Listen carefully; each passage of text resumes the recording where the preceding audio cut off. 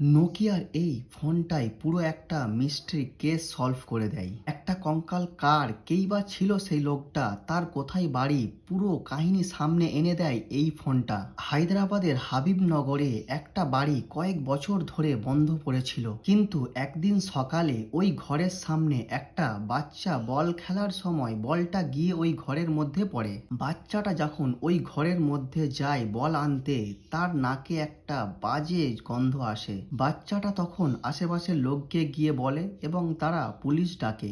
Police এসে ওই ঘরের মধ্যে একটা কঙ্কাল দেখতে পায়। কঙ্কালটা এতটাই পুরানো ছিল যে হাত দেবার সাথে সাথেই ভেঙে যাচ্ছিল এবং ওই ঘরের অবস্থাও খুব খারাপ ছিল।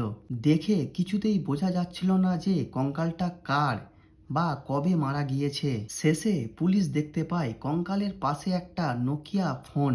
ফোনটার অবস্থাও খুব খারাপ ছিল। ফোনে যখন নিউ ব্যাটারি লাগানো হয়, আশ্চর্যজনকভাবে ফোনটা অন হয়ে যায় এবং ফোনে 84টা মিস কল দেখতে পাই, যেটা 2015 সালে এসেছিল। ফোনে থাকা ডেটা এবং লোকাল ইনকোয়ারি করে সাদাফ নামে একটা লোকের সন্ধান পাওয়া যায়। সে বলে কঙ্কালটা তার বড় ভাই আমির খানের ছিল, যে বিয়ে করেছিল না এবং সে একাই থাকতো। নোকিয়ার এই ফোনের জন্যই ওই কঙ্কালের সন্ধান পাওয়া যায়, না হলে হয়তো কখনোই জানা যেত না এই কঙ্কালটার পরিচয়।